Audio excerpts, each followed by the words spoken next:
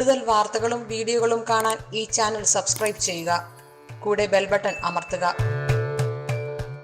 Asia live ടിവിയിലെ feng shui പ്രോഗ്രാമിലേക്ക് ഏവർക്കും സ്വാഗതം.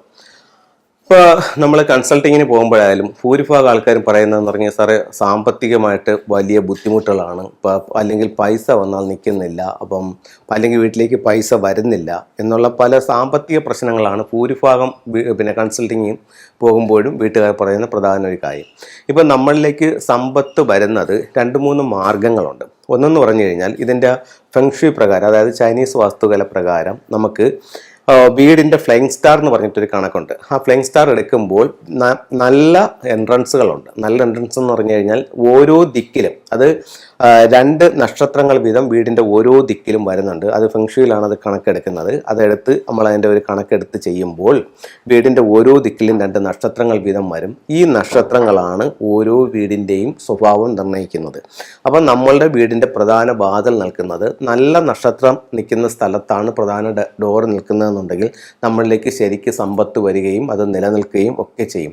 അതേസമയം മോശം സ്റ്റാറിലാണ് നമ്മുടെ എൻട്രൻസ് ആണെന്നുണ്ടെങ്കിൽ ആ സമ്പത്ത് നമ്മളിലേക്ക് വരികയും ഇല്ല. ആ സ്റ്റാറിൽ പറയുന്ന എന്തൊക്കെ ബുദ്ധിമുട്ടുകളുണ്ടോ അതൊക്കെ നമ്മുടെ ജീവിതത്തിലേക്ക് അത് ജീവിതത്തിൽ നമ്മൾ അനുഭവിക്കേണ്ടി വരും. അപ്പോൾ പലരും ഫോൺ ചെയ്തൊക്കെ ചോദിക്കുന്നുണ്ട്, സാറേ നമുക്ക് ഈ നമ്പർ എങ്ങനെ കണ്ടുപിടിക്കാമെന്ന് ചോദിക്കുന്നുണ്ട്. അപ്പോൾ നമുക്ക് ഈ ഫ്ലൈങ് സ്റ്റാർ നമ്പർ കണ്ടുപിടിക്കണമെന്നുണ്ടെങ്കിൽ അതാത് വീടുകളിൽ ചെന്ന് ആ വീടിൻ്റെ കൃത്യമായിട്ടുള്ള പ്ലാനും അതിൻ്റെ ഫേസിങ് ഡിഗ്രിയും ആ വീട് പണികഴിപ്പിച്ച ഡേറ്റും എടുത്തിട്ടുണ്ട് മാത്രമേ നമുക്കതിൻ്റെ ഇതെടുക്കാൻ പറ്റൂ. അത് ഫോണിൽ കൂടി പറഞ്ഞു കൊടുക്കാൻ പറ്റുന്ന ഒരു കാര്യം അല്ല. ഇപ്പോൾ ആനുവൽ സ്റ്റാർ 2023 നമുക്ക് വെൽത്ത് സ്റ്റാർ എവിടെ വന്നു എന്ന് ഒരാൾ ചോദിക്കുകയാണെങ്കിൽ നമുക്ക് കൃത്യമായിട്ട് പറയാം. ഓരോ വീടിൻ്റെയും സൗത്ത് ഭാഗത്താണ് 2023 8 എന്ന് പറയുന്ന വെൽത്ത് സ്റ്റാർ നിൽക്കുന്നത്. അത് നമുക്ക് ഫോണിൽ കൂടെ പറഞ്ഞു കൊടുക്കാൻ പറ്റും. പക്ഷേ ഓരോ വീടിൻ്റെയും ഫ്ലൈങ് സ്റ്റാർ കണ്ടുപിടിക്കാൻ പറ്റത്തില്ല. ഇപ്പോൾ കിഴക്കോട്ട് ദർശനമുള്ള വീടാണെങ്കിലും ഇപ്പോൾ കിഴക്കോട്ട് ദർശനമുള്ള 80 ഡിഗ്രിയുടെ ഫ്ലൈങ് സ്റ്റാർ അല്ല 90 ഡിഗ്രിയുടെ ഫ്ലൈങ് സ്റ്റാർ. അപ്പോൾ അത് രണ്ടിലും വ്യത്യസ്തമായിരിക്കും. അപ്പോൾ ഒരു ഡിഗ്രിയിൽ തന്നെ ആ ഒരു ചേഞ്ച് ഉണ്ടാകാനുള്ള സാധ്യതയുണ്ട്. അപ്പോൾ അതായത് കൃത്യമായിട്ടുള്ള ഇത് ഉണ്ടെങ്കിൽ മാത്രമേ നമുക്ക് ആ ഒരു ഇത് കിട്ടാനായിട്ട് പറ്റത്തുള്ളൂ. അപ്പോൾ നമുക്ക് വീട്ടിലേക്ക് സമ്പത്ത് കൊണ്ടുവരാൻ, അപ്പോൾ നമുക്ക് ഇത് നല്ല സ്ഥലത്താണ് ഓൾറെഡി നമ്മുടെ ഡോറെന്നുണ്ടെങ്കിൽ ഓട്ടോമാറ്റിക്കായിട്ട് തന്നെ നമ്മളിലേക്ക് സമ്പത്തുകൾ വന്നോളും. അതല്ല നമുക്കങ്ങനെ സമ്പത്ത് വരുന്നില്ല എന്നുണ്ടെങ്കിൽ നമ്മുടെ വീടിൻ്റെ ഫ്ലൈങ് സ്റ്റാർ എടുത്തിട്ട് ഓരോ വീടിനും ഒരു വെൽത്ത് സ്പോട്ട് ഉണ്ട്. അത് ആ ഫ്ലൈങ് സ്റ്റാർ നമ്പറിൽ നിന്നിട്ടാണ് അത് കണ്ടുപിടിക്കുന്നത്. ആ വെൽത്ത് സ്പോട്ട് നമ്മൾ ആക്ടിവേറ്റ് ചെയ്ത് കൊടുത്താൽ ഉറപ്പായിട്ടും നമ്മളിലേക്ക് സമ്പത്ത് വരും. അത് ഉറപ്പായിട്ടും വരുന്നൊരു കാര്യമാണ്. അത് കഴിഞ്ഞിട്ട് അടുത്തത് നമുക്ക് ചില ടൂളുകൾ ഉപയോഗിച്ചിട്ട് നമുക്ക് സമ്പത്ത് വീട്ടിലേക്ക് കൊണ്ടുവരാനായിട്ട് സാധിക്കും. ഇപ്പോൾ നമ്മൾ സർവ്വസാധാരണമായിട്ട് ലാഫിൻ ബുദ്ധ എല്ലാവരും വയ്ക്കുന്നുണ്ട്. അപ്പോൾ ലാഫിൻ ബുദ്ധ, ഇപ്പോൾ ഞാനൊരു വീട്ടിൽ ചെന്നിട്ട് പറയുന്നത് നിങ്ങളൊരു ലാഫിൻ ബുദ്ധ വയ്ക്കണമെന്ന്, സാറേ ലാഫിൻ ബുദ്ധ ഉണ്ടെന്ന് പറഞ്ഞിട്ട് അവർ വളരെ ചെറുതെന്ന് പറഞ്ഞാൽ വളരെ ചെറുതായിട്ടുള്ളൊരു ബുദ്ധിയെ കൊണ്ടുവന്ന് കാണിക്കും. ഇത് നമ്മൾ ക്ഷേത്രത്തിൽ നിന്നോ അല്ലെങ്കിൽ ഇന്നടത്ത് പോയപ്പോഴോ നമ്മൾ വാങ്ങിച്ചതാണെന്ന് പറയും. അപ്പോൾ അത്തരത്തിലുള്ള മിനിമം ഈ ഒരു സൈസിലെങ്കിലും ഉള്ളൊരു ലാഫിൻ ബുദ്ധ വേണം നിങ്ങളുടെ വീട്ടിലേക്ക് വെക്കാൻ.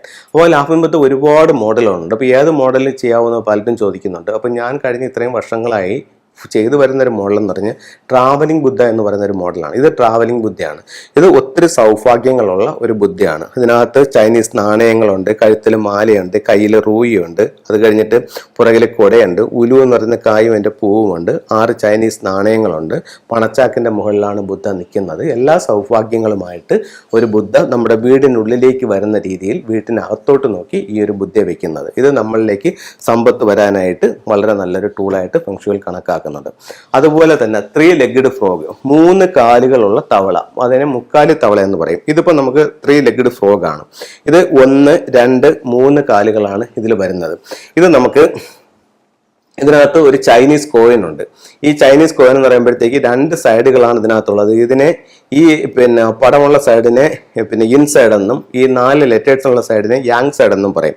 അപ്പോൾ നമുക്ക് ഇതിലത്തെ ഒരു ഫ്രോഗ് വാങ്ങിക്കുക, അതിനെ ഒന്ന് എനർജൈസ് ചെയ്യുക. എനർജൈസ് ചെയ്തതിന് ശേഷം വീടിനുള്ളിലേക്ക് നോക്കി ഇരിക്കുന്ന രീതിയിൽ, അതായത് ഈ രീതിയിൽ വീട്ടിനുള്ളിലേക്ക് വരുന്ന രീതിയിൽ ഇതിൻ്റെ ചുണ്ടിൽ കോയിൻ വെച്ച് കൊടുത്തിട്ട് യാങ് സൈഡ് മുകളിൽ വരണം. എന്നിട്ട് പ്രധാന ഡോറിൻ്റെ ലെഫ്റ്റിലോ റൈറ്റിലോ നമുക്കിതിനെ വെക്കാവുന്നതാണ്. അപ്പോൾ ഇത് നമുക്ക് ഒത്തിരി നല്ല റിസൾട്ട്, ഒരുപാട് ആൾക്കാർ നമ്മളിന്ന് വാങ്ങിച്ചിട്ട് റിസൾട്ട് ചെയ്യുന്നുണ്ട്.